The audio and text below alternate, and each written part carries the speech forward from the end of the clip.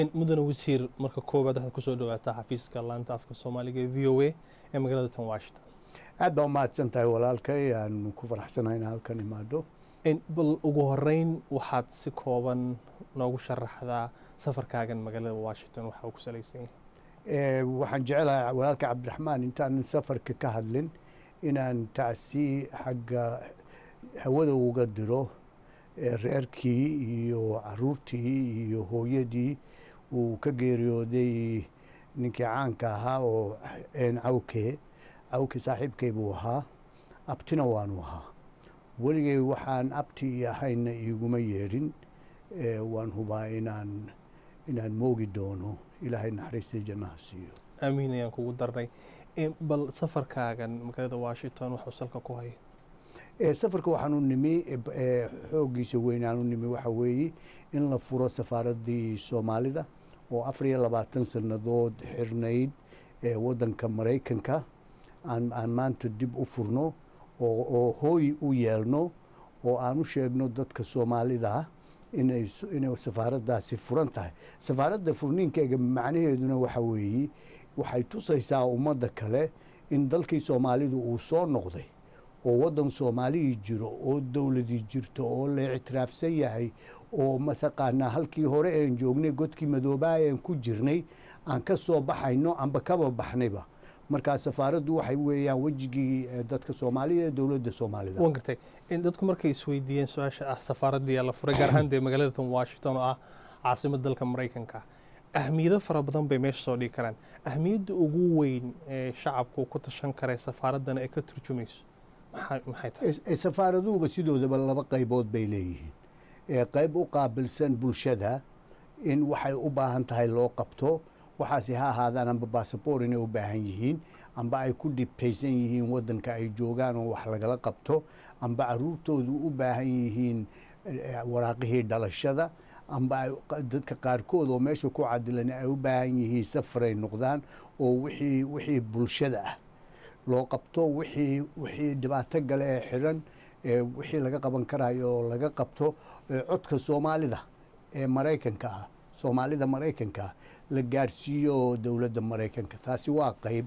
qaybta kalena waxa weeye qaybtii wadamada kale ee adduunka iyo hay-adaha ee adduunka ee jooga Washington waxa weeye caasimadii waddanka weeyaan, adduunka weeyaan.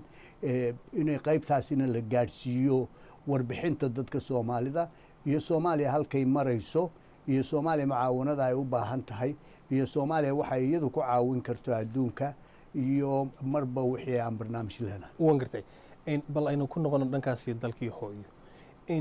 maalmahan waxaa jirta qayaldhaan ka timid shacabka Soomaaliyeed oo ku aadanayd arrimaha xuduudka ay Soomaaliya la wadaagta Kenya, inkastoo dawladdu ay u dirtay guddi xaqiiqraadiisa oo wasiirka gaashaandhigga uu hogaaminayay.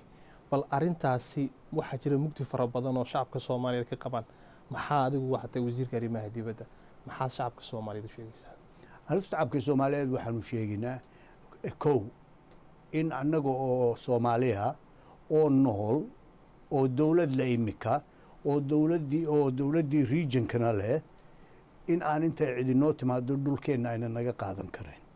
waxaa kaloon u sheegaynaa dadka shacbiga Soomaalida in dawladda Kenya ay noo sheegtay oo si cad ay noogu sheegtay, shalayna warqad noogu soo qortay in gidaar la dhisayaa uuna jirin. haddaba waxaa laysku haystaa hadduu yahay meelaha la yidhaaho xadka halka laga galo. waddan walba wuxuu leeyahay xaq inuu dhisto meel xada oo laga galo waddankooga, wuxuuna ku leeyahay xaq inuu ka dhisto xadkiisa oo wixii gudaha waddankiisa ah. haddii arrintaasi ay dhici weydo, haddii arrinta faraha laga qaadi waayo gidaar baa la dhisayaa la leeyahay, haddii arrinta Soomaaliya waa dhulkaygii waa lagu soo durkayaa ay run noqoto amba wax ka jiraan, dee dan dhibaataa jirta. waan gartay inkastoo aynu ognahay xuduudku inuu calaamadaysan yahay oo dee gumaystihiiba uu calaamadeeyey, haddii lacalla ay dhacdo in Kenya ay xuduudkeeda inta xaggeeda xigta ay derbigan ka dhisto, jawaabta dawladdu waa maxay? jawaabta dawladdu waxa weeye derbiga dumi oo xaggaaga ula noqo. ma laha taako dhulka Soomaalida oo gorgortan geli karta ma jirto. in waxaa sidoo kale wehelisa arrinta Kenya arrintii badda laftigeedu oo maxkamadda caalamiga ee ICC la geeyey dacwad kale Kenya hadda ay ka daba keentay weli murankii uu taagan yahay walbahaarka ummadda Soomaaliyeedna wuxuu soo eegayaa mas'uuliyiinta dowladda adigu wasiirka arrimaha dibadda tahay arrimahaasna in badan adiga ku khuseeyaan maxaad arrintaas kala socotaan maxayse yahay go-aankii arrintii ugu dambeysay ku aadeen umuraha badda oo walbahaarkiisu uu soo noqdo in badan intaad ogtahay arrinta badda dowladda Soomaalidu wixii ay sheegtay halkii bay ka taagan tahay. waxa annaga arrinta badda noo dhammaynaya oo noo sheegaya halkay ku dhammaanayso maxkamadda caalamiga ee ku taalla Hague. maxkamadaasna annagu keyskeygii waan geynay. keyskii waxaa keys kalaa laga dabageeyey. keyska laga dabageeyey wuxuu leeyahay markaad soo gaabiso keyskani shaqo kuma laha maxkamaddu. annagu waxaan leenahay keyskan maxkamaddaa shaqo ku leh. wadamo badan baa soo maray keyskeenoo kale ah. wadamo badan baa imikadan adduunka isku haysta xadkooga siday u samaysan lahaayeen xagga badda. annagu wixii aanu kala hadlaynay dowladda Kenya la gorgortamaynay lahayn aan ka heshiino way dhammaatay. maxkamadaasaan joogaynaa. maxkamadaasina halkay ku dhammaato waan ogeysiinaa dadka Soomaaliyeed. dowladdu markaas macnaheedu waxa weeye ma jiri doono wax xero jajab ah oo labada dowladood ay iskood u dhamaysanayaan wax kasta cadaaladda iyo maxkamadda caalamiga lagu soo dhamaynaya. maanta halkaan joogno waxba horta nolosha lama yidhaaho waxaasi ma jiri doonaan.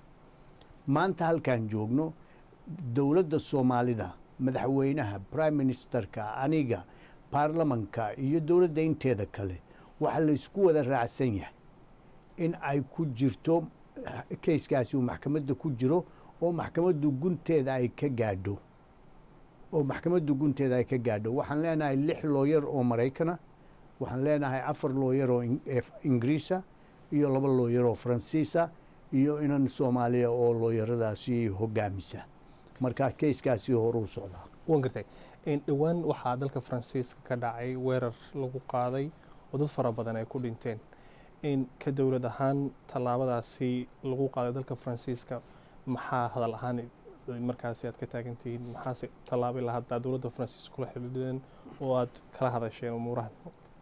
dowladda Faransiiska madaxweynaha u tacsiyeeyey maaragtay qolooyinka ka shaqeeya amuurahaasina kulley way la sheekaysan doonaan.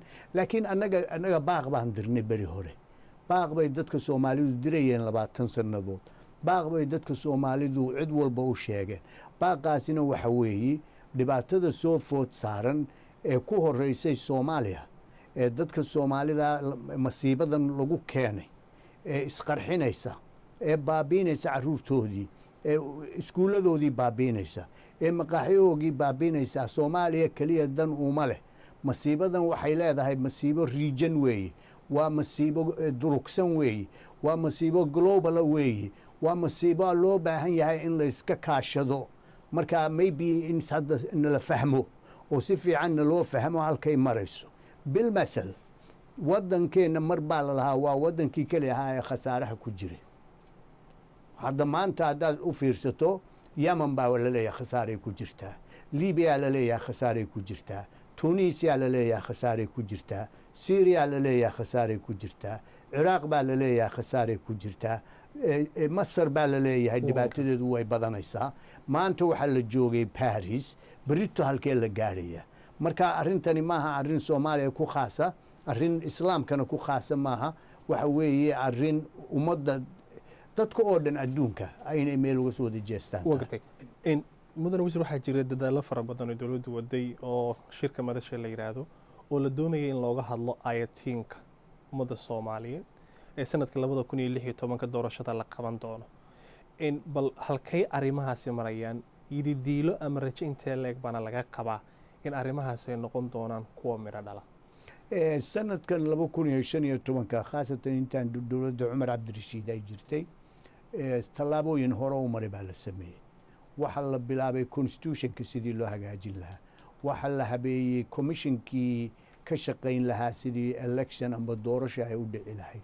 waxaa la sameeyey commissionkii ka shaqayn lahaa xadadka haddii xad la isku diido oo halkee lagu sameeyaa la yidhaah waxaa la sameeyey jubbaland waxaa la sameeyey south westland waxaa la sameeyey galmudugland waxaa lagu tala jiraa in la sameeyo shabeellaha dhexe iyo hiiraan laga soo saaro tii ugu dambeysay oo xaggaasa waxaa la bilaabay maantada aan hadlayno in committeeyo la sameeyo committeyadaasoo maaragtay kuwa hoose ay yar yihiin kuwa sarena ay badan yihiin hadda halkay marayso committeyada wadaya negotiationkiiyo waddada sii xaadhaya inoo sheegayo halkii la tegi lahaa in maaragtay region walba 150 qof laga soo diro dowladda dhexena 150 laga diro waxaa jira committee 5 ministera oo iyagu u qaabilsan shanta state oo shanta state hadda ku maqan oo soo weydiinaya ra'yigooga waxay u malaynayaan waxaa jira committee kale oo 25 oo baarlamanka ka socda oo iyagana loo diray inay soo ogaadaan waxaan qabnaa aakhirka marka waxaasoo dhan la soo dhammeeyo waana shaqo badan waana shaqo culus waana shaqo la isku diidi karo laakiin soomaalidu mar hadday waxaa la yidhaha aan wada hadallo waan heshiino haddii mar la yidhaha aan wada hadallo in laga gaari doono meel fiican oo lasoo afjari doono oo system heshiis lagu yahay dad badanna ka qayb galaan civil society ka qayb galaan dumarku ka qayb galaan wadaadadu ka qayb galaan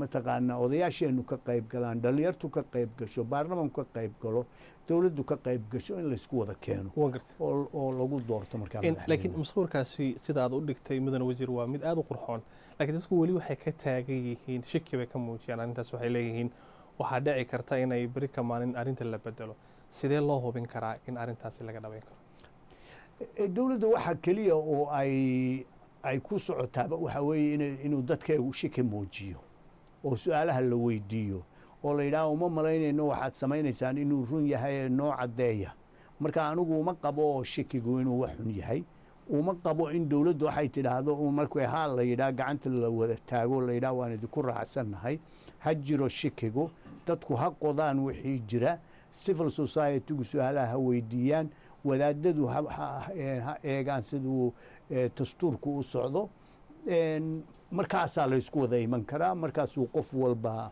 uu ku qanci karaa ugu dambeyn adigu waxtaa wasiirka arrimaha dibadda bal waxyaabihii ugu dambeeyey wasaaraddaadu ay ku dhaqaaqdeen dhanka horumarinta ama guulaha ay wasaaraddaadu soo hoysay oo aad shacabka soomaaliyeed la wadaagi karto adoo 1 iyo 2 dhahaya maxaa ka mid ah annaga waxaan bayaandhow soo bandhigi doonaa siyaasadda cusub ee soomaaliya ay adduunka kula dhaqmi doonto siyaasaddaasi waxay leedahay haddaan isdhaaho sharaax waxay leedahay ring bay leedahay ringka ugu horeeyaa waxa weeye soomaaliya inay nabad ku noolaato ka ku xigaana waxa weeye soomaaliya inay nabad kula noolaato wadamada jaarkeega ah ee ciidamadana u soo diray ka kale ku xigaana waxa weeye rinka kasii durugsan xagga afrika iyo bariga dhexe oo soomaaliya intay nabad kula noolaato ayna la samaysato baayac mushtar iyo investmentna ka raadiso den soomaaliya inay guud ahaan adduunkao dhan nabad kula noolaato waxa muhiimka u ah soomaaliya maanta oon anagu ka shaqaynaa oon qabanaynaa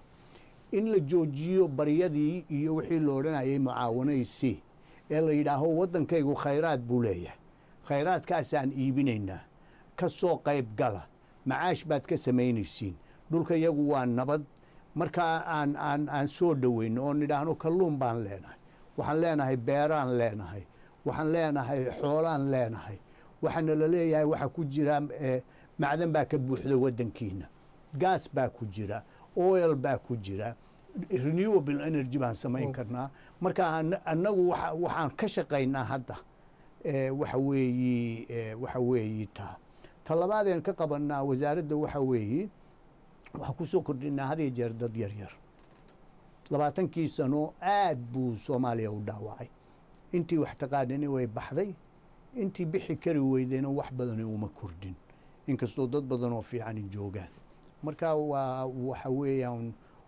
waan dhisaynaa waana dhismahaasina tartiib buu u socdaa aad ayaad u mahadsantahay madaxweyne wasiir